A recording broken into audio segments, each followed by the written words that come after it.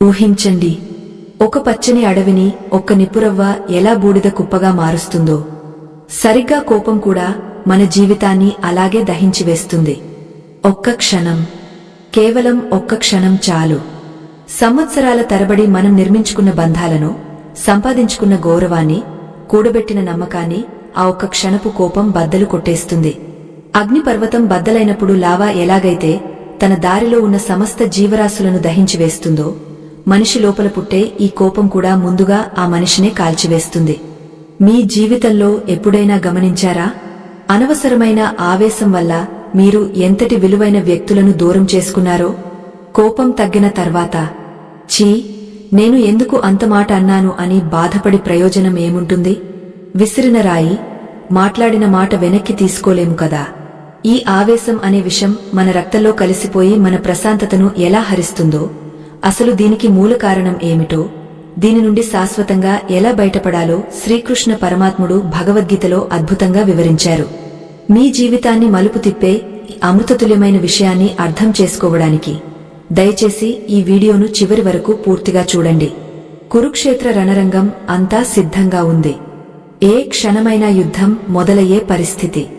లక్షలాది మంది సైనికులు చేతిలో ఆయుధాలు పట్టుకుని ఉంటే, ఆయుధాల ధ్వని ఆకాశాన్ని తాకుతోంది. కాని అక్కడ అర్జునుడి మనసు మాత్రం ఒక యుద్ధభూమిలా మారింది. బంధువులను చంపాలా వద్దా అనే సందిగ్ధంలో ఉన్నాడు. కాని కృష్ణుడు మాత్రం చిరునవ్వుతో ఉన్నాడు. గమనించండి, చుట్టూ ఇంత ఉద్రిక్తత ఉన్నా కృష్ణుడు ఎందుకు నవ్వుతున్నాడు?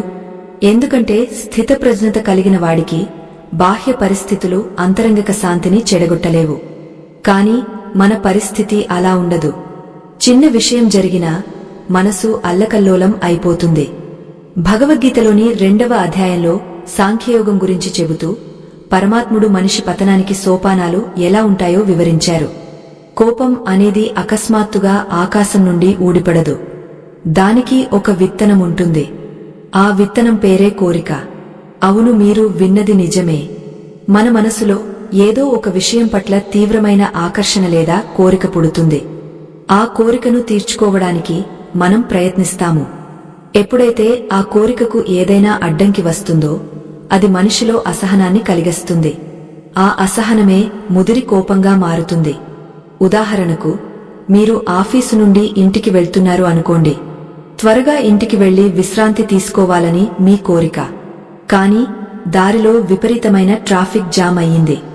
వెంటనే మీలో చిరాకు మొదలవుతుంది. ఆ చిరాకు పక్కన ఉన్న వాహనదారుల మీద కోపంగా మారుతుంది.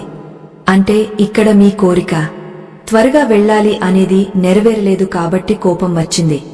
అలాగే ఇంట్లో పిల్లలు మీరు చెప్పిన మాట వినలేదనుకోండి. అక్కడ నా మాట జరగాలి అనే కోరికకు భంగం కలిగింది కాబట్టి కోపం వస్తుంది.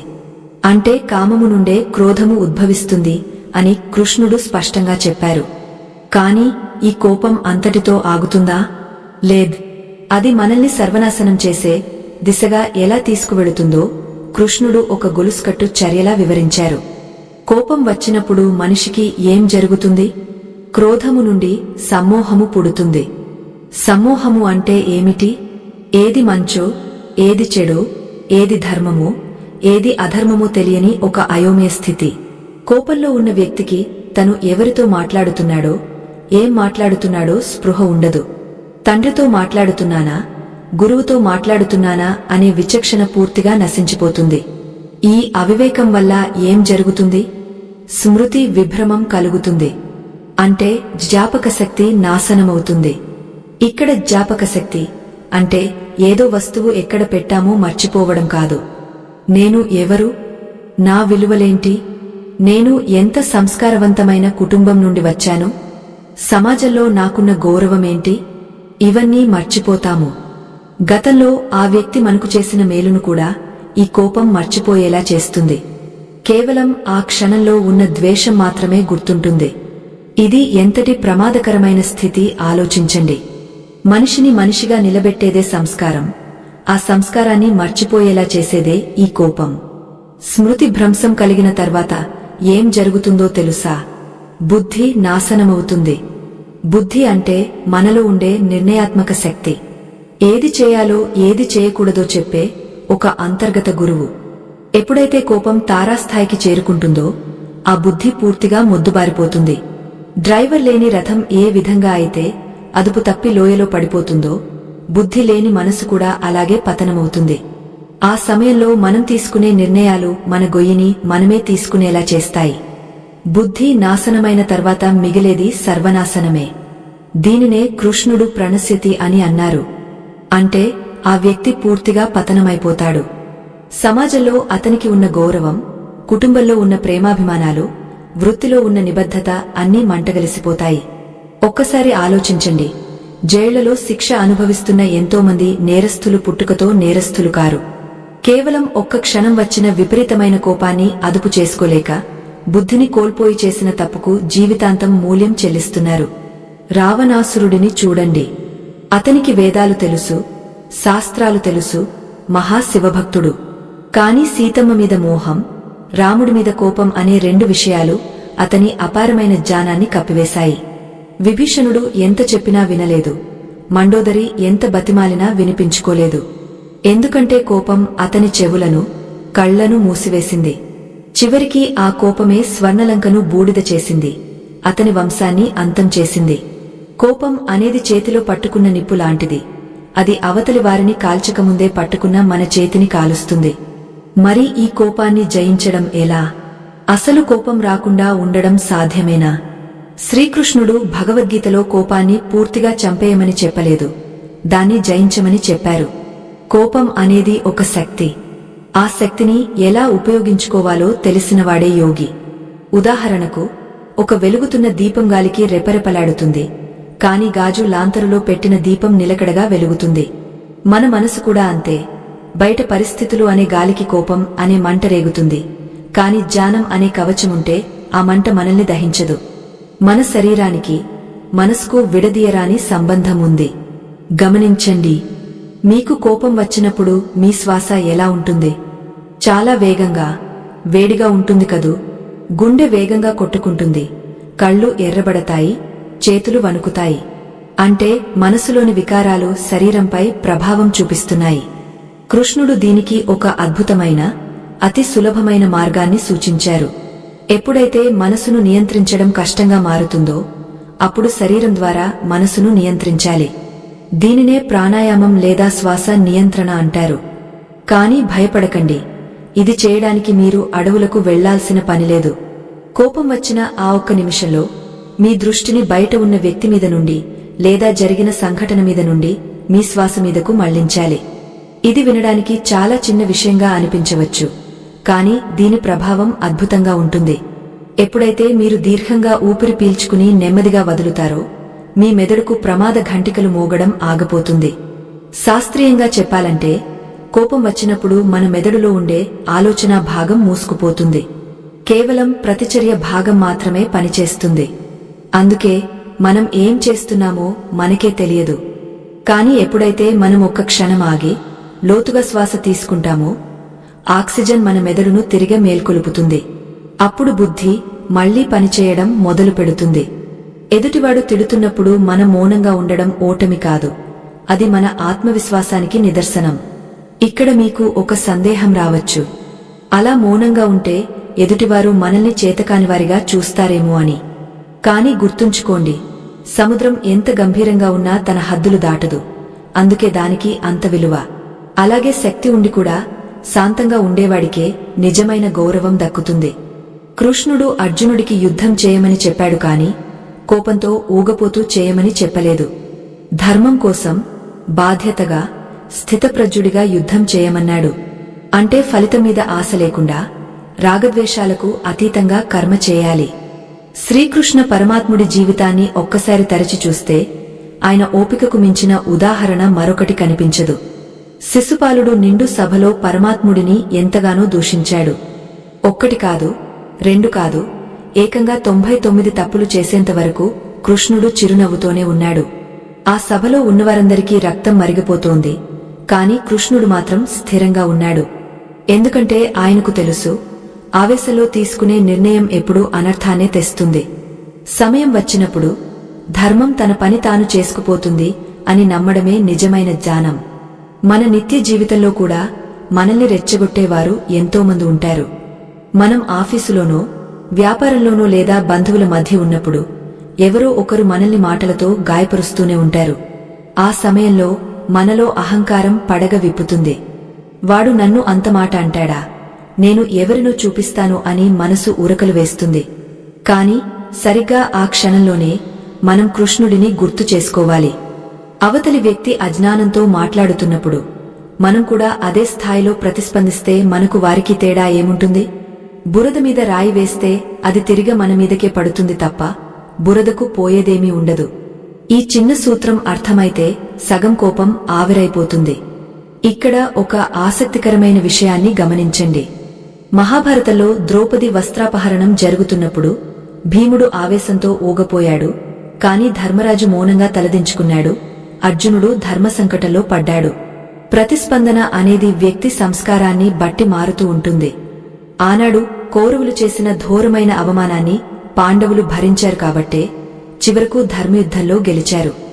ఆవేశపడి అక్కడికక్కడే ఏదో ఒకటి చేసి ఉంటే చరిత్ర మరోలా ఉండేది. సహనం అనేది చేతకానితనం కాదు, అది ఒక అద్భుతమైన ఆయుధం అని పాండవులు నిరూపించారు.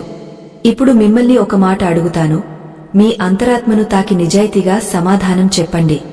మీరు అర్జునుడి స్థానంలో ఉంటే ఏం చేసేవారు? మీ కళ్ల ముందే మీ కుటుంబ గౌరవానికి భంగం కలుగుతుంటే ధర్మం కోసం మౌనంగా ఉండేవారా?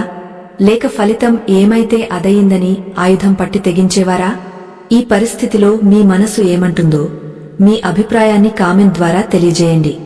ఎందుకంటే ఇది కేవలం పురాణగాథ కాదు, మన నిత్య జీవితంలో ఎదురయ్యే ప్రతి ధర్మ సంకటానికి ఇది ఒక ప్రతీక. కోపాన్ని తగ్గించుకోవడానికి కృష్ణుడు చెప్పిన మరో అద్భుతమైన మార్గం విషయ ధ్యానమును మార్చడం. అంటే మనసును వేరే విషయం వైపు మళ్లించడం. చిన్నపిల్లలు ఏడుస్తున్నప్పుడు అమ్మ ఏం చేస్తుంది? ఆకాశంలో చంద్రుడిని చూపిస్తుంది లేదా ఏదో ఆట వస్తువు చేతిలో పెడుతుంది. వెంటనే ఆ పిల్లవాడు ఏడుపు ఆపేసి నవ్వడం మొదలు పెడతాడు. మన మనసు కూడా అంతే. దానికి ఒకేసారి రెండు విషయాల మీద ఏకాగ్రత పెట్టే శక్తి లేదు. కోపం వచ్చినప్పుడు వెంటనే మనకు ఇష్టమైన దైవనామాన్ని స్మరించడం లేదా 1 నుండి 10 వరకు నెమ్మదిగా లెక్కించడం వంటివి చేస్తే మనసు దారి మళ్లుతుంది. దీనినే మనం స్థాన చలనం అని కూడా అంటాం. అంటే గొడవ జరుగుతున్న ప్రదేశం నుండి పక్కకు వెళ్లిపోవడం. భార్యాభర్తల మధ్య గొడవ జరుగుతున్నప్పుడు ఎవరో ఒకరు మౌనంగా అక్కడి నుండి పక్క గదిలోకి వెళ్లిపోవడం లేదా బయటకు వెళ్లి కాసేపు నడిచి రావడం వల్ల ఎంతటి పెద్ద ప్రమాదాలైనా తప్పుతాయి. ఆవేశంలో ఉన్నప్పుడు మెదడులో రసాయన చర్యలు జరుగుతాయి. అవి చల్లబడటానికి కనీసం 20 నిమిషాల సమయం పడుతుంది. ఆ సమయం మనం మనసుకు ఇవ్వగలిగితే ఆ తర్వాత మనమే నవ్వుకుంటాం, దేనికోసం నేను అంతగా ఆవేశపడ్డాను అని. అయితే కోపాన్ని అణుచుకోవడం వేరు, నియంత్రించడం వేరు. బలవంతంగా అణుచుకున్న కోపం ఎప్పుడో ఒకప్పుడు జ్వాలాముఖిలా బద్దలవుతుంది. అందుకే కోపాన్ని అర్థం చేసుకోవాలి. అసలు నాకు ఎందుకు కోపం వచ్చింది? నా అంచనాలు తప్పు కావడం వల్ల వచ్చిందా? ఎదుటివారి ప్రవర్తన వల్ల వచ్చిందా అని విశ్లేషించుకోవాలి. దీనినే సాక్షిభావం అంటారు. అంటే మన కోపాన్ని మనమే ఒక ప్రేక్షకుడిలా గమనించడం. నాకు కోపం వస్తోంది అని గమనించిన మరుక్షణం ఆ కోపం తన ప్రభావాన్ని కోల్పోవడం మొదలవుతుంది. ఇది సాధన మీద అలవడే గొప్ప విద్య. మన పూర్వీకులు అందుకేనేమో కోపం వచ్చినప్పుడు చల్లటి నీళ్లు తాగమని చెప్పేవారు. ఇది కేవలం మూఢనమ్మకం కాదు. నీళ్లు తాగినప్పుడు శరీర ఉష్ణోగ్రత తగ్గుతుంది, నాడీ వ్యవస్థ కుదుటపడుతుంది. శారీరక మార్పుల ద్వారా మానసిక ప్రశాంతతను సాధించే ప్రక్రియ ఇది. అలాగే అద్దంలో మన ముఖం చూసుకోవడం కూడా ఒక మంచి పద్ధతి. కోపంలో ఉన్నప్పుడు మన ముఖం ఎంత వికారంగా మారుతుందో చూస్తే మనకే భయం వేస్తుంది. ఆ వికారాన్ని చూడలేక వెంటనే నవ్వు తెచ్చుకోవడానికి ప్రయత్నిస్తాం. ఇవన్నీ చిన్న చిన్న చిట్కాల్లా కనిపించినా గీతాచార్యుడు చెప్పిన మనోనిగ్రహంలో భాగమే. మరొక ముఖ్యమైన విషయమేమిటంటే మనం ఎవరితో సహవాసం చేస్తున్నాం అనేది. నిత్యం కోపగించుకునే వారి మధ్య ఉంటే మనకు కూడా అదే అలవాటు అవుతుంది. శాంత స్వభావం కలిగిన వారి మధ్య సాత్వికమైన వాతావరణంలో ఉంటే మనసు ప్రశాంతంగా ఉంటుంది. దుర్యోధనుడి సహవాసం కర్ణుడిని కూడా అహంకారిగా మార్చింది. అదే పాండవులు కృష్ణుడి సాన్నిధ్యంలో ఉండటం వల్ల ఎన్ని కష్టాలు వచ్చినా ధర్మాన్ని తప్పలేదు. అందుకే సత్సంగం అనేది చాలా ముఖ్యం. మంచి మాటలు వినడం, మంచి పుస్తకాలు చదవడం మనసులోని కల్మషాన్ని కడిగివేస్తుంది. కోపం అనేది మన బలహీనత అని గుర్తించడమే మొదటి విజయం. చాలామంది కోపాన్ని తమ బలమని, తమ పౌరుషమని అనుకుంటారు. నాకు కోపం ఎక్కువ, నేను ఎవరినీ లెక్క చేయను అని చెప్పుకోవడంలో ఏదో గొప్పదనముందని భ్రమపడుతుంటారు. కాని నిజానికి కోపం అనేది ఓటమికి చిహ్నం. పరిస్థితులను, మనుషులను అర్థం చేసుకోలేక, వాటిని అదుపు చేయలేక మనసు చేసే ఆర్తనాదమే కోపం. గెలిచినవాడు నవ్వుతూ ఉంటాడు, ఓడిపోతున్నవాడే అరుస్తుంటాడు. ఈ సూక్ష్మ సత్యాన్ని గ్రహిస్తే మన ప్రవర్తనలో ఎంత మార్పు వస్తుందో మీకే తెలుస్తుంది. నిజమైన బలవంతుడు ఎవరంటే ఆయుధంతో యుద్ధం గెలిచేవాడు కాదు, తన మనస్సును గెలిచినవాడు. తుఫాను వచ్చినప్పుడు చిన్న మొక్కలు వణికిపోతాయి, వేళ్లతో సహా పెకిలించబడతాయి. కాని మహావృక్షాలు, పర్వతాలు మాత్రం నిశ్చలంగా ఉంటాయి. జీవితంలో కష్టాలు, అవమానాలు అనే తుఫానులు వచ్చినప్పుడు మనం కూడా ఆ పర్వతంలా నిలబడాలి. కృష్ణుడు అర్జునుడికి నేర్పించిన స్థితప్రజ్ఞత అంటే ఇదే. సుఖం వచ్చినా పొంగపోకూడదు, దుఃఖం వచ్చినా కుంగపోకూడదు, కోపం వచ్చినా కాలిపోకూడదు. కోపం అనేది మన సొంత ఇంటిని కాల్చుకోవడానికి వాడే నిప్పు లాంటిది అని పెద్దలు ఊరకనే అనలేదు. మనం కోపంగా ఉన్నప్పుడు మన రక్తంలో విషతుల్యమైన రసాయనాలు విడుదల అవుతాయని, అవి మన గుండెను, జీర్ణశక్తిని, నాడీ వ్యవస్థను దెబ్బతీస్తాయని శాస్త్రం చెబుతోంది. కోపగించుకునే వ్యక్తి ముఖంలో కళ ఉండదు, కళ్లలో తేజస్సు ఉండదు, నిత్యం అసంతృప్తి అనే మంటలో కాలుతూ ఉంటాడు. ఎదుటివారిని శిక్షించడానికి మనం విషం తాగే, వారు చనిపోవాలని కోరుకోవడం ఎంత అవివేకమో, కోపగించుకోవడం కూడా అంతే అవివేకం. అసలు మన కోపానికి ప్రధాన కారణం మన అంచనాలు అని ఎప్పుడైనా ఆలోచించారా? ఎదుటివారు నేను అనుకున్నట్లే ఉండాలి, నేను చెప్పినట్లే వినాలి, నా పద్ధతిలోనే నడుచుకోవాలి అనే మూర్ఖపు పట్టుదలే మనశ్శాంతిని దూరం చేస్తుంది. ప్రపంచంలో ఏ ఇద్దరి ఆలోచనలు ఒకేలా ఉండవు. మన చేతికి ఉన్న 5 వేళ్లే సమానంగా లేనప్పుడు మనుషుల మనస్తత్వాలు ఒకేలా ఎలా ఉంటాయి? ఈ చిన్న సత్యాన్ని గ్రహిస్తే ఎదుటివారి ప్రవర్తన మనకు ఆశ్చర్యాన్ని కలిగించదు. ఓహో, వారి స్వభావం ఇంతే అని సరిపెట్టుకునే పరిపక్వత మనలో వస్తుంది. ఎవరైనా మనమీద అకారణంగా కోపగించుకుంటే వారిమీద జాలిపడండి కాని తిరిగి కోపగించుకోకండి. ఎందుకంటే వారు ఏ మానసిక ఒత్తిడిలో ఉన్నారో, ఏ కుటుంబ సమస్యలతో సతమతమవుతున్నారో మనకు తెలియదు. గాయపడిన జంతువు ఎలాగైతే భయంతో, బాధతో అరుస్తుందో, సమస్యల్లో ఉన్న మనిషి కూడా అలాగే కోపంతో అరుస్తాడు. వారి ప్రవర్తనను వ్యక్తిగతంగా తీసుకోకుండా వారి పరిస్థితిని అర్థం చేసుకోవడానికి ప్రయత్నిస్తే మన మనసులోని ద్వేషం కరిగిపోయి కరుణ పుడుతుంది. ఈ కలియుగంలో మనిషికి అత్యంత అవసరమైన ఔషధం ఈ భగవద్గీత జ్ఞానమే. ఈ దివ్యజ్ఞానం మరొకరికి వెలుగునిస్తుందని మీరు భావిస్తే దీన్ని కేవలం వీడియోగా చూడకండి. దీన్ని ఒక ధర్మ ప్రచారంగా భావించి 10 మందితో పంచుకోండి. మీరు చేసే ఈ చిన్న సహాయం ఆవేశంలో ఉన్న ఒక వ్యక్తి జీవితాన్ని కాపాడవచ్చు, విడిపోతున్న ఒక కుటుంబాన్ని కలపవచ్చు. మంచిని పంచే చేతులు ఎప్పుడు దైవానికి ప్రీతిపాత్రమైనవే. కాబట్టి నిస్వార్థంగా ఈ జ్ఞానాన్ని నలుగురికి పంచండి. దీనికి సంబంధించి ఒక చిన్న కథను మనం గుర్తు చేసుకోవాలి. ఒకసారి ఒక సన్యాసి నదిలో పడవ మీద కళ్ళు మూసుకుని ధ్యానం చేసుకుంటున్నాడు. అంతలో వేరొక పడవ వచ్చి బలంగా ఈ సన్యాసి పడవను జీకొట్టింది. ఆ సన్యాసికి విపరీతమైన కోపం వచ్చింది. నా తపస్సును భంగం చేస్తావా అని కళ్ళు తెరిచి తిడదామని చూశాడు. కాని ఎదురుగా ఉన్న పడవలో ఎవరూ లేరు. అది ఖాళీ పడవ, గాలికి కొట్టుకువచ్చి తగిలింది. అంతే, క్షణంలో అతని కోపం మాయమైపోయింది. ఇక్కడ గమనించాల్సిన సూక్ష్మ విషయమేమిటంటే పడవ తగలడం వల్ల కోపం రాలేదు, అది చేసింది ఒక మనిషి అని, అతను కావాలని చేశాడని అనుకోవడం వల్లే కోపం వచ్చింది. మన జీవితంలో మనల్ని ఇబ్బంది పెట్టే మనుషులు కూడా ఆ ఖాళీ పడవ లాంటివారే. వారిని వారి వారి కర్మలు, పెరిగిన వాతావరణం, వారి అజ్ఞానం నడిపిస్తున్నాయి తప్ప వారు కావాలని చేయడం లేదు. ఈ సృష్టిలో ప్రతిదీ దైవాజ్ఞ ప్రకారమే జరుగుతోంది అనుకున్నప్పుడు ఇక ఎవరిమీద కోపం వస్తుంది? అందరిలోనూ ఆ పరమాత్ముడిని చూడగలిగిన నాడు మన మనసులో శత్రుభావన సమసిపోతుంది.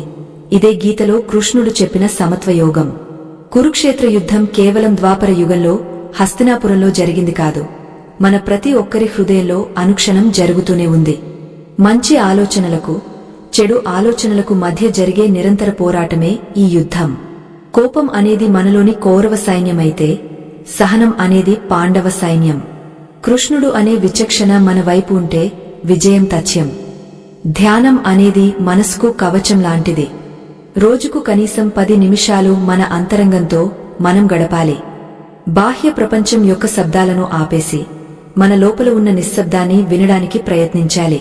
ఆ నిశ్శబ్దంలోనే అద్భుతమైన శక్తి దాగ ఉంది. సముద్రం ఉపరితలం మీద అలలు ఎగసిపడుతూ ఉంటాయి, కానీ లోపల ప్రశాంతంగా ఉంటుంది. ధ్యానం ద్వారా మనం ఆ లోతుల్లోకి ప్రయాణించగలం. అక్కడ కోపానికి చోటు ఉండదు, కేవలం ఆనందం మాత్రమే మిగిలి ఉంటుంది. అయితే చాలామందికి ఒక సందేహం ఉంటుంది. స్వామీ, మాకు ధ్యానం చేయడానికి సమయం లేదు, కుదరడం లేదు, మాకు ఇంకా సులభమైన మార్గాలు లేవా అని. ఖచ్చితంగా ఉన్నాయి. మన నిత్య జీవితంలో మనం తినే ఆహారం ద్వారా, మనం పడుకునే నిద్ర ద్వారా కూడా కోపాన్ని జయించవచ్చు. సాత్విక ఆహారం మనసును ఎలా మారుస్తుందో, నిద్రలేమి కోపాన్ని ఎలా పెంచుతుందో, వాటిని ఎలా సరిదిద్దుకోవాలో రాబోయే భాగంలో సవివరంగా తెలుసుకుందాం. ఆహారం అనేది కేవలం ఆకలి తీర్చే సాధనం మాత్రమే కాదు, మనసును నిర్మించే ముడిసరుకు అని మన పెద్దలు ఏనాడో చెప్పారు. అందుకే తిన్నది కక్కితే రోగం, ఉంచుకుంటే భోగం, జీర్ణమైతే బలం అని సామెత ఉంది.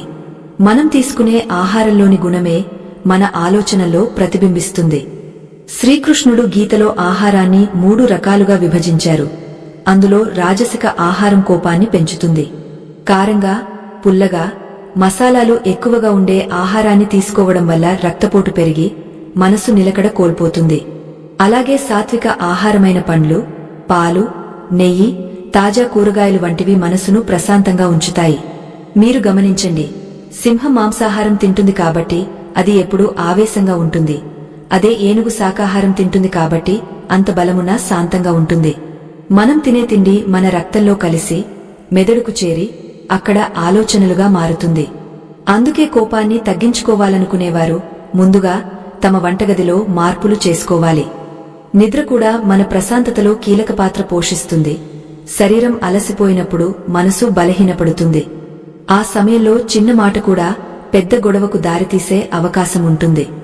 సరైన నిద్ర లేకపోవడం వల్ల మెదడులో సహనానికి సంబంధించిన నాడులు దెబ్బతింటాయి. తద్వారా విచక్షణ కోల్పోతాము. రాత్రిపూట అనవసరంగా మేల్కొని ఉండటం, ఉదయం ఆలస్యంగా లేవడం మన జీవగడియారాన్ని తలకిందులు చేస్తుంది. దీనివల్ల కారణం లేకుండానే చిరాకు, అసహనం మనల్ని ఆవహిస్తాయి. ఇక్కడ ఒక్క క్షణం ఆగండి. మన సనాతన ధర్మం అందించిన ఇటువంటి అద్భుతమైన జ్ఞానాన్ని ఈనాటి తరానికి అందించడానికి మా బృందం అహర్నిశలు శ్రమిస్తోంది. ఈ ధర్మరక్షణ యజ్ఞంలో మీరు కూడా భాగస్వాములు కావాలనుకుంటే ఇప్పుడు మీ మొబైల్ స్క్రీన్ మీద కనిపిస్తున్న స్కానర్ను స్కాన్ చేసి మీ శక్తి మేరకు తోడ్పాటును అందించండి. ఉడతా భక్తిగా మీరు చేసే చిన్న సహాయం కూడా ధర్మ సంస్థాపనలో ఒక ఇటుక రాయిగా నిలుస్తుంది. భావితరాలకు ఈ జ్ఞాన సంపదను అందించడానికి ఊపిరిపోస్తుంది. ప్రకృతి మనిషికి దొరికిన మొదటి గురువు. పచ్చని చెట్లు, ప్రవహించే నదులు, నిశ్చలమైన పర్వతాలు ఇవన్నీ మనకు మౌనాన్ని బోధిస్తాయి. కోపంగా ఉన్నప్పుడు ఒక్కసారి ఆకాశం వైపు చూడండి. అనంతమైన విశ్వం ముందు మన సమస్య ఎంత చిన్నదో అర్థమవుతుంది. తోటలో కాసేపు నడవడం, మొక్కలకు నీళ్లు పోయడం వంటి పనులు మనస్సులోని ఉద్రిక్తతను తగ్గిస్తాయి. ప్రకృతిలో ఉండే ప్రాణశక్తి మనలోని ప్రతికూల ఆలోచనలను పీల్చుకుని నూతన ఉత్తేజాన్ని నింపుతుంది. మాట అనేది ఒక మంత్రం లాంటిది. దాన్ని ఎలా వాడాలో తెలిసినవాడే నిజమైన మాంత్రికుడు అవుతాడు. కోపంలో నోటి నుండి వచ్చే ప్రతి మాట ఒక బాణం లాంటిది. అది అవతలివారి హృదయాన్ని గాయపరుస్తుంది. అందుకే మాట్లాడే ముందు ఒక్క క్షణం ఆలోచించాలి. ఈ మాట అవసరమా? దీనివల్ల మేలు జరుగుతుందా అని ప్రశ్నించుకోవాలి.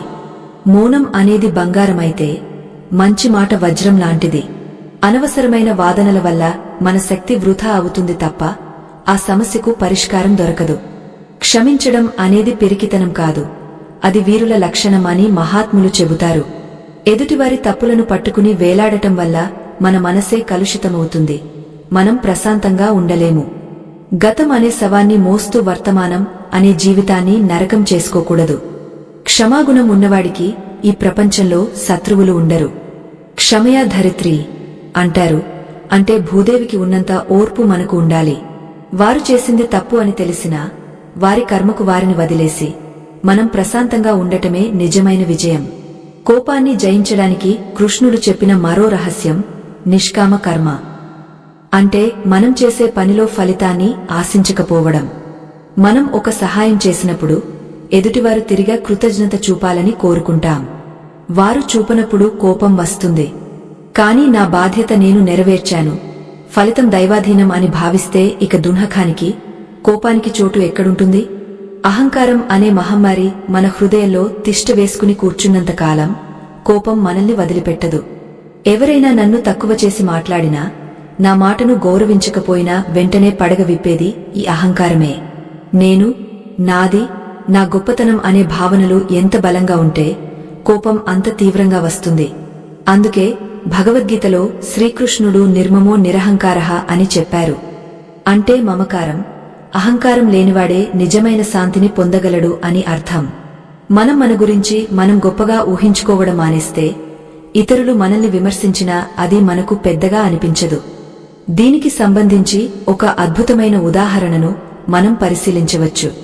ఒక గురువుగారు తన శిష్యులతో ఒక చిన్న ప్రయోగం చేయించారు. ఎవరైతే మీమీద కోపంగా ఉన్నారో లేదా మీరు ఎవరి మీదైతే ద్వేషం పెంచుకున్నారో వారి పేర్లు రాసిన బంగాళాదుంపలను ఒక సంచిలో వేసుకుని ఆ సంచిని ఎక్కడికి వెళ్లినా మీతో పాటే మోసుకెళ్లమని చెప్పారు. మొదట్లో శిష్యులకు ఇది వింతగా అనిపించినా గురువుగారి ఆజ్ఞ కాబట్టి పాటించారు. ఒకరోజు గడిచింది, 2 రోజులు గడిచాయి. ఆ సంచి బరువుగా అనిపించడం మొదలైంది. కొన్ని రోజులకు ఆ సంచిలో ఉన్న దుంపలు కుళ్లిపోయి దుర్వాసన రావడం మొదలైంది. ఆ వాసన భరించలేక, ఆ బరువు మోయలేక శిష్యులు గురువుగారి దగ్గరకు వెళ్లి, స్వామి, మేము ఇక వీటిని మోయలేము, దయచేసి మమ్మల్ని ఈ శిక్ష నుండి విముక్తులను చేయండి అని వేడుకున్నారు. అప్పుడు గురువుగారు చిరునవ్వుతో, కేవలం కొన్ని కుళ్లిన దుంపలనే మీరు భరించలేకపోతున్నారు కదా, మరి సంవత్సరాల తరబడి మీ హృదయంలో ఇతరుల మీద ద్వేషం అనే కుళ్లిన భావాలను ఎలా మోస్తున్నారు అని ప్రశ్నించారు. ఆ ప్రశ్నకు శిష్యుల కళ్ళు తెరుచుకున్నాయి. నిజమే కదా, మనం ఎవరిమీదో కోపాన్ని పెంచుకుని దాన్ని మన గుండెల్లో దాచుకోవడం వల్ల మనశ్శాంతిని కోల్పోయేది మనమే. ఆ కుళ్ళిన ఆలోచనల వల్ల మన మనసు కలుషితమవుతుంది, మన ఆరోగ్యం దెబ్బతింటుంది. ఎదుటివారి మీద పగ సాధించాలనే తపనలో మన ఆనందాన్ని బలి చేసుకుంటున్నాము. ఈ చిన్న కథలోని నీతిని గ్రహిస్తే మన మనసులోని బరువును దించుకోవడానికి ఎంతో సమయం పట్టదు. క్షమాగుణం అనేది ఇతరులకు చేసే మేలు కాదు, అది మనకు మనం చేసుకునే అత్యుత్తమ సహాయం. కోపాన్ని వాయిదా వేయడం అనే ఒక అద్భుతమైన మానసిక ప్రక్రియను మన పూర్వీకులు ఆచరించేవారు. మీకు ఎవరి మీదైనా విపరీతమైన కోపం వచ్చినప్పుడు వెంటనే స్పందించకుండా, నేను దీని గురించి రేపు మాట్లాడతాను లేదా రేపు కోపడతాను అని మనసుకు నచ్చచెప్పుకోండి. సాధారణంగా మనం మంచి పనులను వాయిదా వేస్తుంటాము, కాని ఒక్కసారి ఈ చెడ్డ పనిని వాయిదా వేసి చూడండి. 24 గంటల సమయం గడిచేసరికి ఆ విషయం యొక్క తీవ్రత తగ్గపోతుంది, మీ మనసు కుదుటపడుతుంది. అప్పుడు మీరు తీసుకునే నిర్ణయం చాలా పరిపక్వంగా ఉంటుంది. అలాగే మీ మనసులోని భావాలను కాగితమీద పెట్టడం కూడా ఒక గొప్ప చికిత్సలా పనిచేస్తుంది. మీకు ఎవరి మీదైతే కోపం వచ్చిందో వారిని తిడుతూ లేదా మీ బాధను వ్యక్తపరుస్తూ ఒక లేఖ రాయండి. మీ ఆక్రోశం, ఆవేదన అంతా ఆ కాగితం మీద పెన్ను ద్వారా బయటకు వచ్చేయాలి. అయితే గుర్తుంచుకోండి, ఆ లేఖను వారికి పంపించకూడదు. రాసిన తర్వాత దాన్ని ముక్కలు ముక్కలుగా చింపివేయడమో లేదా కాల్చివేయడమో చేయండి. ఇలా చేయడం వల్ల మీ మనసులోని భారం తగ్గుతుంది, ఎవరికీ హాని జరగకుండా మీ కోపం చల్లబడుతుంది. జీవితం చాలా చిన్నది, అందులో మనం సంతోషంగా గడిపే క్షణాలు ఇంకా తక్కువ. అటువంటి అరుదైన జీవితాన్ని అల్పమైన గొడవల కోసం వృథా చేసుకోవడం వివేకవంతుల లక్షణం కాదు. శ్మశానానికి వెళ్లినప్పుడు అక్కడ సమాధుల మీద ఉన్న పేర్లను చూస్తే వీరందరూ ఒకప్పుడు ఏదో సాధించాలని, ఎవరినో గెలవాలని ఆరాటపడినవారే అనిపిస్తుంది. కాని చివరకు అందరూ మట్టిలో కలిసిపోయారు. ఈ శాశ్వత సత్యం మన కళ్ల ముందు మెదిలితే నాది నీది అనే భేదభావాలు, పగలు ప్రతీకారాలు ఎంత అశాశ్వతమో అర్థమవుతుంది. మనం చేసే ప్రతి పనిని, మాట్లాడే ప్రతి మాటను మన పిల్లలు గమనిస్తూ ఉంటారు. మనం కోపంతో అరుస్తుంటే వారు కూడా భవిష్యత్తులో సమస్యలను అలాగే పరిష్కరించుకోవాలి అని నేర్చుకుంటారు. మన పిల్లలకు ఆస్తులు, అంతస్తులు ఇవ్వకపోయినా పర్వాలేదు కాని శాంతంగా ఎలా బ్రతకాలి అనే సంస్కారాన్ని మాత్రం ఖచ్చితంగా ఇవ్వాలి. ఇంట్లో తల్లిదండ్రులు అన్యోన్యంగా, ప్రశాంతంగా ఉంటే ఆ ఇల్లు దేవాలయంలా ఉంటుంది. అటువంటి వాతావరణంలో పెరిగిన పిల్లలు రేపు సమాజానికి ఆదర్శంగా నిలుస్తారు. మరొక ముఖ్యమైన విషయం కృతజ్ఞతా భావం. మన జీవితంలో లేనివాటి గురించి ఏడుస్తూ కూర్చోవడం కన్నా ఉన్నవాటిని తలచుకుని సంతోషించడం అలవాటు చేసుకోవాలి. భగవంతుడు నాకు మంచి ఆరోగ్యాన్ని ఇచ్చాడు, తినడానికి తిండి ఇచ్చాడు, ఉండడానికి నీడ ఇచ్చాడు అని సంతృప్తి చెందే మనసులో కోపానికి స్థానముండదు. ఎప్పుడైతే మనసు నిండుగా ఉంటుందో చిన్న చిన్న లోపాలు మనల్ని బాధపెట్టవు. గ్లాసులో సగం నీళ్లు ఉన్నాయని సంతోషపడేవాడికి సగం ఖాళీగా ఉందనే బాధ ఉండదు. దృష్టికోణం మారితే దృశ్యం మారుతుంది, దృశ్యం మారితే జీవితం మారుతుంది. చివరగా భక్తి యోగం ద్వారా కోపాన్ని ఎలా జయించవచ్చో కృష్ణుడు సూచించారు. సర్వధర్మాన్ పరిత్యజ్య మామేకం శరణం వ్రజ అని గీతాచార్యుడు అభయమిచ్చారు. అంటే అన్ని బాధ్యతలను నామీద వేసి నన్ను శరణు కోరు, నిన్ను నేను చూసుకుంటాను అని భరోసా ఇచ్చారు. కష్టాలు వచ్చినప్పుడు, అవమానాలు జరిగినప్పుడు ఇది నా కర్మ, దీనిని అనుభవించడానికి నాకు శక్తిని ఇవ్వు కృష్ణ అని ప్రార్థిస్తే ఆ భారం మన భుజాల మీద నుండి దైవం భుజాల మీదకు మారుతుంది. ఆ నిశ్చింతే మనకు కొండంత బలాన్ని ఇస్తుంది. శ్రీకృష్ణుడు గీతలో చెప్పిన మరొక ముఖ్యమైన విషయం అభ్యాసము మరియు వైరాగ్యము. అర్జునుడు కృష్ణుడిని అడుగుతాడు, మాధవ గాలిని మూటగట్టడం ఎంత కష్టమో ఈ చంచలమైన మనసును నిగ్రహించడం కూడా అంతే కష్టం కదా అని. దానికి పరమాత్ముడు చిరునవ్వుతో, అవును అర్జునా, మనసును జయించడం కష్టమే, కాని అసాధ్యమాత్రం కాదు అని అభయమిచ్చారు. నిరంతర సాధన ద్వారా, విషయ వాంఛల పట్ల ఆసక్తిని తగ్గించుకోవడం ద్వారా ఇది సాధ్యమవుతుంది. ఒకే రోజులో ఎవరూ ఋషులుగా మారిపోలేరు. చిన్న చిన్న ప్రయత్నాలే పెద్ద విజయానికి నాంది పలుకుతాయి. తామరాకు మీద నీటి బొట్టు ఎలాగైతే అంటి ముట్టనట్లు ఉంటుందో మనం కూడా సంసారంలో అలాగే ఉండాలి. దీనినే పద్మపత్రమివాంభస అని గీతాచార్యుడు వర్ణించారు. మనం బురదలోనే ఉంటాము, కాని ఆ బురద మనకు అంటుకోకూడదు. కష్టాలు, సుఖాలు, పొగడ్తలు, తెగడ్తలు అన్నీ మన చుట్టూ జరుగుతూనే ఉంటాయి. వాటిని అనుభవించాలి తప్ప వాటిని తలకెక్కించుకోకూడదు. ఎప్పుడైతే మనం బాహ్య ప్రపంచం నుండి కొంచెం దూరం పాటిస్తామో అప్పుడు ఎదుటివారి మాటలు మన హృదయాన్ని గాయపరచలేవు. ప్రతిరోజు రాత్రి పడుకునే ముందు ఒక్క 5 నిమిషాలు కేటాయించి ఆత్మ పరిశీలన చేసుకోవడం ఒక అద్భుతమైన అలవాటు. ఈరోజు ఉదయం నుండి సాయంత్రం వరకు నేను ఎవరితో ఎలా ప్రవర్తించాను, ఎక్కడ నా కోపాన్ని ప్రదర్శించాను, ఎక్కడ సంయమనం కోల్పోయాను అని ప్రశ్నించుకోవాలి. ఒకవేళ తప్పు జరిగి ఉంటే మనసులోనే ఆ వ్యక్తికి క్షమాపణ చెప్పుకోవాలి. రేపటి నుండి ఇలా జరగకుండా చూసుకుంటానని సంకల్పం చేసుకోవాలి. మన తప్పులను మనమే సరిదిద్దుకోవడం కంటే గొప్ప ప్రాయశ్చిత్తం మరొకటి లేదు. కోపాన్ని తగ్గించుకోవడానికి నవ్వు ఒక దివ్య ఔషధం అని మనకు తెలియని విషయం కాదు. కాని కోపం వచ్చినప్పుడు నవ్వడం సాధ్యమేనా అని మీరు అడగవచ్చు. సాధ్యమే.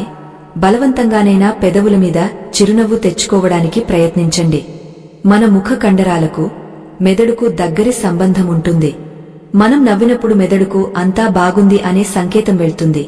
అప్పుడు ఒత్తిడిని కలిగించే హార్మోన్లు తగ్గుముఖం పడతాయి. కృష్ణుడు కురుక్షేత్రంలో అంతటి భీకర యుద్ధం జరుగుతున్నా ఎప్పుడూ చిరునవ్వుతోనే కనిపించడానికి కారణం ఇదే. ఈ ప్రపంచం ఒక రంగస్థలం, మనమందరం అందులో పాత్రధారులు మాత్రమే అని గుర్తుంచుకుంటే జీవితం చాలా తేలికగా అనిపిస్తుంది. ఒక నాటకంలో విలన్ పాత్ర వేసిన వ్యక్తిని చూసి మనం నిజంగా ద్వేషించము కదా, ఎందుకంటే అది కేవలం నటన అని మనకు తెలుసు. అలాగే నిజ జీవితంలో మనల్ని ఇబ్బంది పెట్టేవారు కూడా ఆ భగవంతుడి నాటకంలో ఒక పాత్ర పోషిస్తున్నారని భావించండి. ఈ దృక్పథం అలవరుచుకుంటే శత్రువుల మీద కూడా ప్రేమ పుడుతుంది తప్ప కోపం రాదు. అంతా ఆ జగన్నాటక సూత్రధారి ఇష్టప్రకారమే జరుగుతోందని నమ్మిన నాడు మనసు నిశ్చలంగా మారుతుంది. ఒక చిన్న దీపం గదిలో ఉన్న చీకటిని పారద్రోలినట్లు జ్ఞానం అనే చిన్న వెలుగు మనసులోని అజ్ఞానాన్ని పోగొడుతుంది. కోపం అనేది చీకటి లాంటిది. దానికి సొంత అస్తిత్వం లేదు, వెలుగు లేకపోవడమే చీకటి. అలాగే మనసులో ప్రేమ, కరుణ, సహనం అనే వెలుగులు లేనప్పుడే కోపం అనే చీకటి ఆవహిస్తుంది. కాబట్టి మనం చేయాల్సింది కోపంతో యుద్ధం చేయడం కాదు, మనలో ఉన్న ప్రేమను, సహనాన్ని పెంచుకోవడం. ఎప్పుడైతే మన హృదయం ప్రేమతో నిండిపోతుందో అక్కడ కోపానికి చోటు దొరకదు. శ్రీకృష్ణ పరమాత్ముడు భగవద్గీత చివరలో సర్వధర్మాన్ పరిత్యజ్య అని చెప్పినట్లుగా మనం మన అహంకారాన్ని, కోపాన్ని ఆ పరమాత్ముడి పాదాల చెంత వదిలేయాలి. జ్ఞానాగ్ని సమస్త కర్మలను భస్మం చేస్తుంది అని కృష్ణుడు చెప్పినట్లు ఈ గీత జ్ఞానం మనలోని అజ్ఞానం అనే కోపాన్ని భస్మం చేయాలి. అర్జునుడు గీత విన్న తర్వాత యుద్ధం చేశాడు, కాని ఆవేశంతో కాదు, బాధ్యతతో చేశాడు. రాగద్వేషాలకు అతీతంగా కేవలం ధర్మం కోసం మాత్రమే ఆయుధం పట్టాడు. మనం కూడా మన జీవిత పోరాటంలో కోపాన్ని విడిచిపెట్టి బాధ్యత అనే ఆయుధాన్ని ధరించాలి. ఇది ఒక్క రోజులో వచ్చే మార్పు కాదు, దీనికి నిరంతర సాధన అవసరం. ఒక మురికి బట్టను శుభ్రం చేయడానికి సబ్బు, నీళ్లు, సమయం ఎలా అవసరమో మనసును శుభ్రం చేసుకోవడానికి సత్సంగం, సాధన, సహనం అంతే అవసరం. సాధనలో ఎప్పుడైనా పడిపోవచ్చు, మళ్లీ కోపం రావచ్చు. కాని పడిపోవడం తప్పు కాదు, పడినా లేవకపోవడమే తప్పు. మళ్లీ మళ్లీ ప్రయత్నించాలి, మనసును మళ్లీ మళ్లీ దారిలో పెట్టాలి. అభ్యాసం కూసు విద్య అని పెద్దలు ఊరకనే అనలేదు, అది మనసును మచ్చిక చేసుకునే విద్య. కోపాన్ని జయించినవాడు ప్రపంచాన్ని జయించినట్లేనని గుర్తుంచుకోండి. మీ ఇంట్లో శాంతి ఉంటేనే బయట మీరు ఏ రంగంలోనైనా విజయం సాధించగలరు. ఈరోజు సాయంత్రం మీరు ఇంటికి వెళ్లేసరికి ఎన్ని ఒత్తిళ్లు ఉన్నా చిరునవ్వుతో మీ కుటుంబ సభ్యులను పలకరించండి. ఆ చిన్న మార్పు మీ ఇంట్లో ఎంత అద్భుతమైన వాతావరణాన్ని సృష్టిస్తుందో మీరే గమనిస్తారు. ప్రశాంతమైన మనసుతో తీసుకున్న నిర్ణయాలు ఎప్పుడూ అద్భుతమైన ఫలితాలనే ఇస్తాయి. శాంతి అనేది బయట ఎక్కడో దొరికే వస్తువు కాదు, అది మీ అంతరంగంలోనే ఉంది. మన సనాతన ధర్మం యొక్క గొప్పతనాన్ని, ఇటువంటి అద్భుతమైన జీవన సూత్రాలను ప్రపంచానికి చాటి చెప్పే ఈ మహత్తర కార్యంలో మాకు మీ సహాయ సహకారాలు అత్యంత అవసరం. తెరపై కనిపిస్తున్న స్కానర్ ద్వారా మీరు అందించే చిన్న మొత్తం కూడా ధర్మరక్షణకు పెద్ద ఆయుధమవుతుంది. ఈ జ్ఞాన యజ్ఞం నిర్విఘ్నంగా సాగడానికి, భావితరాలకు ఈ సంపదను అందించడానికి మీ వంతు బాధ్యతగా తోడ్పాటును అందిస్తారని మనస్ఫూర్తిగా కోరుకుంటున్నాము. ధర్మో రక్షతి రక్షితః అని నమ్మే ప్రతి ఒక్కరూ ఈ యజ్ఞంలో సమిధలు కావాలి. ఎవరైతే తన కోపాన్ని అదుపులో ఉంచుకుంటారో వారి ఆయుష్షు పెరుగుతుంది, ఆరోగ్యం బాగుంటుంది, లక్ష్మీదేవి వారి ఇంట్లో స్థిర నివాసముంటుంది. కోపిష్టి వాడిని చూసి లక్ష్మి కూడా భయపడి పారిపోతుంది అని శాస్త్రం చెబుతోంది. కాబట్టి సంపద కావాలన్నా, సంతోషం కావాలన్నా, ఆరోగ్యం కావాలన్నా శాంతమే శరణ్యం. ఒక దీపం మరో దీపాన్ని వెలిగించినట్లు మీ శాంత స్వభావం మీ చుట్టూ ఉన్నవారిలో కూడా మార్పును తీసుకువస్తుంది. మీరు మారితే మీ ఇల్లు మారుతుంది, ఇల్లు మారితే సమాజం మారుతుంది. ఈ వీడియోలో చెప్పిన అన్ని విషయాలను ఒక్కసారే పాటించలేకపోవచ్చు, కాని కనీసం కోపం వచ్చినప్పుడు దీర్ఘశ్వాస తీసుకోవడం లేదా మౌనంగా ఉండడం అనే ఒక్క సూత్రాన్ని రేపటి నుండి ఆచరించండి. 1000 మైళ్ల ప్రయాణమైన ఒక్క అడుగుతోనే మొదలవుతుంది. ఆ ఒక్క అడుగు ఈరోజే వేయండి. మీ ప్రయత్నం లోపల ఉంటే ఆ పరమాత్ముడి అనుగ్రహం తప్పకుండా తోడవుతుంది. మనసును కృష్ణుడికి అర్పించిన వాడికి చింత ఉండదు, చింత లేని వాడికి కోపం రాదు. చివరిగా ఒక్క మాట, మనం ఈ లోకం నుండి తీసుకువెళ్లేది ఏమీ లేదు, ఇచ్చి వెళ్లేది జ్ఞాపకాలు మాత్రమే. అందరి హృదయాల్లో ఒక మంచివాడిగా, శాంతమూర్తిగా గుర్తుండిపోవాలా లేక ఎప్పుడు అరుస్తూ ఉండే కోపిష్టిగా గుర్తుండిపోవాలా అనేది పూర్తిగా మీ చేతుల్లోనే ఉంది. కృష్ణుడు చూపిన బాటలో నడిస్తే గమ్యం ఎప్పుడూ ఆనందమే. ఆ గీతాచార్యుడి ఆశీస్సులు మనందరిపై ఎల్లప్పుడూ ఉండాలని కోరుకుంటూ ప్రశాంతమైన జీవితం వైపు అడుగులు వేద్దాం. శాంతి లేనిదే సుఖం లేదు, సుఖం లేనిదే మోక్షం లేదు. కోపాన్ని జయించడం అంటే మిమ్మల్ని మీరు గెలవడమే. ఈ ప్రయాణం ఇక్కడితో ఆగపోకూడదు. మన కర్మలు మన జీవితాన్ని ఎలా నిర్దేశిస్తాయో, కర్మబంధాల నుండి ఎలా విముక్తి పొందాలో తెలుసుకోవడానికి మా ఛానల్లో రాబోయే కర్మ సిద్ధాంతం గురించిన ప్రత్యేక వీడియోను తప్పక చూడండి.